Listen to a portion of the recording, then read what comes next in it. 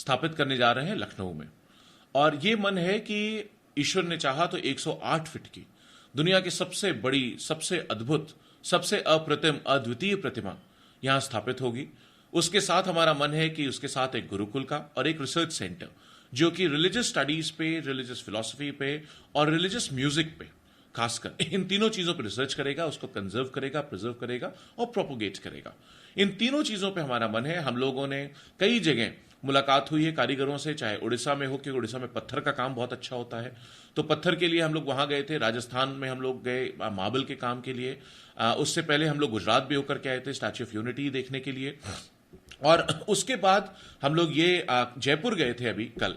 जयपुर में बड़ी संख्या में जो बड़े कारीगर हैं, डिजाइनर्स हैं, जिन लोगों ने मूर्तियां बनाई हैं, राष्ट्रपति अवार्डी हैं, प्रधानमंत्री जी से सम्मानित हैं, पद्मश्री लेवल के कारीगर हैं, उनसे भी सबसे बात हुई है ब्रॉन्ज की मूर्ति बनाने की। और उनसे हमने ये निवेदन किया है कि हमें एक भावभंगिमा देंगे भगवान का और उसके एक कोटेशन देंगे तो बहुत जल्दी उस पर हम लोग काम शुरू करेंगे।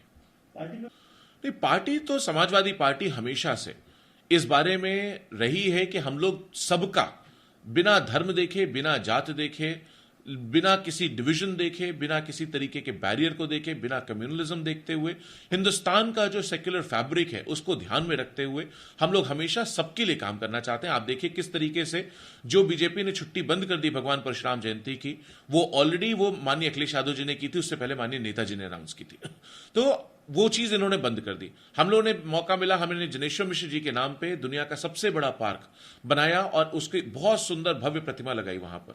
हम लोगों ने लगातार हम जैसे लोगों को, नौजवानों को, पढ़े लिखे लोगों को राजनीति में लाना, राजनीति में बढ़ाना, एक पद देना, जिम्मेदारी देना, जिससे कि हम लोग ईमानदारी से प्रदेश की सेवा कर सके और एक नेतृत्व की लाइन डेवलप हो सके। तो इस लेवल पे समाजवादी पार्टी हमेशा काम करती रही है और आगे आज भी कर रही है और आगे भी करती रहेगी। लखनऊ में कुछ स्थान भी चुना गया इसको लेके, या कितने फीट की रहेगी इसको? की मूर्ति होगी स्थान पे एक दो जगहों पे हम लोगों का वो है।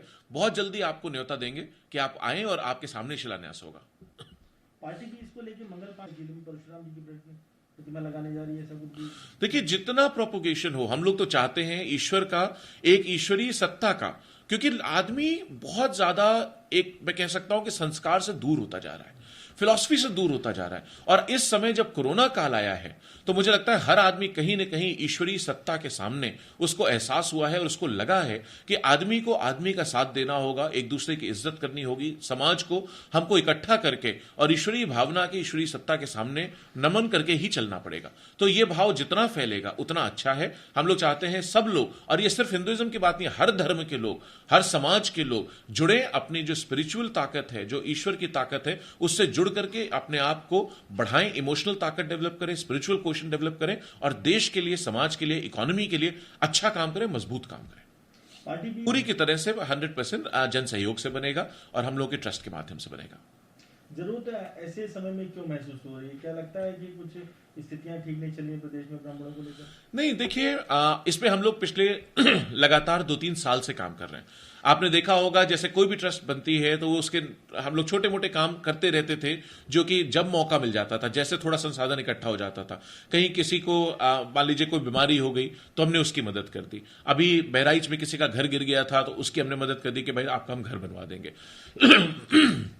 सॉरी, बच्चियों की शादी की बात है तो बच्चियों की शादी पे हमने मदद कर दी। कोई आदमी बीमार हो गया, उसकी मदद कर दी। अभी आपने देखा जिस तरह से इलाहाबाद में एक परिवार के 4 सदस्य मारे गए, जान उनको मर्डर हो गया, उनकी पत्नी बीमार थी, उनका इलाज नहीं हो पा रहा था, तो हम लोगों ने जाकर के वहां ट्रस्ट के माध्यम से मदद कर दी। ये काम तो हम लोग कर रहे थे। मूर्ति का विचार हम लोग के मन में कम से कम, मैंने आपको कहा, हम लोग लगातार इस पे काम कर रहे हैं। पिछले 2 साल भुवनेश्वर जा चुके, हम इसके लिए बॉम्बे जा चुके, हम इसके लिए गुजरात जा चुके, हम इसके लिए जयपुर जा चुके। तो ये एक सतत प्रक्रिया थी। हम लोगों ने ईमानदारी से पूछे, पहली बार इसकी जो ओपन प्लेटफॉर्म पे घोषणा की है वो 25 दिसंबर 2019 को की थी कि हम भगवान परशुराम की इतनी बड़ी मूर्ति लगाने जा रहे हैं। उसके बाद फिर अयोध्या में चाणक्य परिषद का कार्यक्रम हुआ, उसमें हमने इसकी घोषणा की।